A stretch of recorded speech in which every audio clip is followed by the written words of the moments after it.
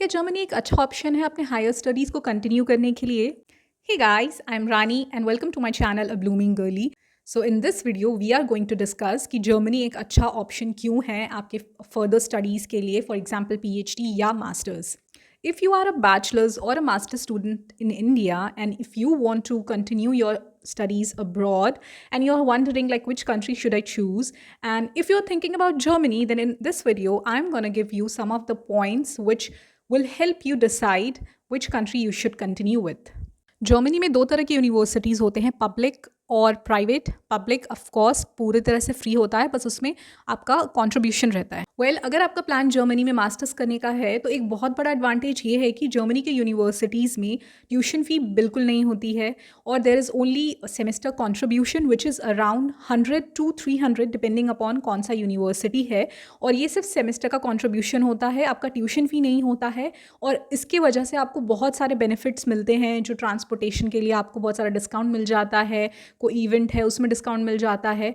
और मतलब ये काफ़ी अच्छा ऑफर है as compare to other countries. यहाँ पे अगर आप मास्टर्स शुरू करते हैं और आप एक किसी टॉपिक में आपने शुरू किया है और एक सेमेस्टर के बाद आपको लगता है कि नहीं, I can not continue this any more, then you have the option to change it. Also India की तरह ये नेसेसरी नहीं है कि आपका अगर मास्टर्स प्रोग्राम 2 साल का है तो आपको 2 साल में ही कंटिन्यू करना है. अगर आप कंफर्टेबल फील नहीं करते हैं और आपको लगता है कि मुझे थोड़ा और टाइम चाहिए पढ़ने के लिए, तो यू कैन एक्सटेंड इट. आप उसको 2 साल की जगह 3 साल में भी कर सकते हैं.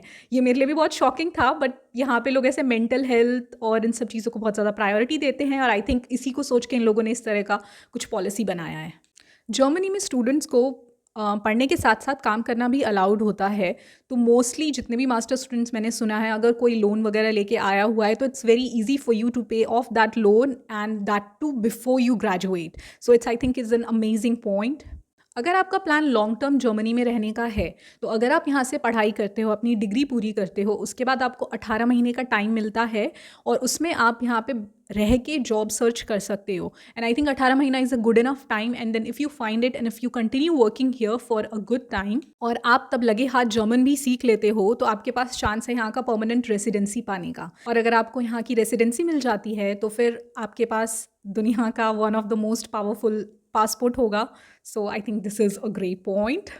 कॉस्ट ऑफ लिविंग जर्मनी में वेरी करता है कि आप रहते कहाँ पे हो. अगर आप किसी बड़ी सिटी में रहते हो, for example Berlin, Munich, Frankfurt, तो यहाँ पे कॉस्ट ऑफ लिविंग काफ़ी ज़्यादा हो सकती है. बट अगर आप किसी छोटी जगह रहते हो तो it can be very low as compare to them.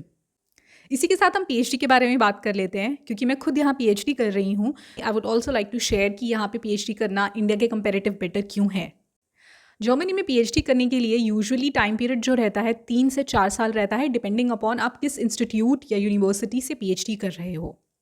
India के कंपैरेटिव यहाँ पे पीएचडी करना बहुत आसान है. Like mental pressure of course same रहेगा, बट आपका टाइम सेविंग है, क्योंकि यहाँ पे रिसोर्सेज की कमी बिल्कुल नहीं होती है. हर यूनिवर्सिटी या इंस्टीट्यूट जहाँ से आप पीएचडी कर रहे हो वहाँ पे ऑलमोस्ट सारे इक्विपमेंट्स आपके पीएचडी के अराउंड जो नीडेड है वो अवेलेबल होते हैं. तो इससे इंडिया के कंपैरेटिव आपका बहुत टाइम सेव होता है. अदरवाइज इंडिया में अगर आपका कोई सैम्पल है उसे आपको दूसरी जगह मेजर करने देना है, उसमें ही काफ़ी महीने बीत जाते हैं रिजल्ट्स आना. So you have to wait a lot and you have to give your time.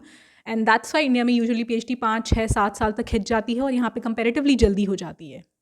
Once you finish your PhD or your master's in Germany and if you plan to be here and work, Germany में job के around जितने भी laws हैं वो काफ़ी strict हैं और employees को ध्यान में रख के बनाए गए हैं.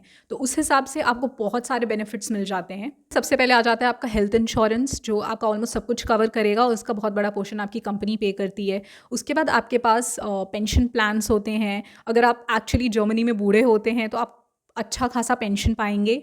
अगर आप जर्मनी में काम करते करते निकाल दिए जाते हैं या अनएम्प्लॉयड हो जाते हैं तो आपके पास अनएम्प्लॉयमेंट इंश्योरेंस होता है, which is an amazing and a big relief to people who actually suffer unemployment here.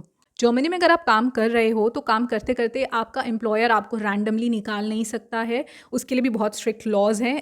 उनके पास प्रॉपर वैलिड रीज़न होना चाहिए कि आपने एक्चुअली में कुछ गलत किया है, and then only they can remove you. As compare to America और ये सब में कैसे फटाक से निकाल देते हैं, it's not like that here. So that is I think N amazing point.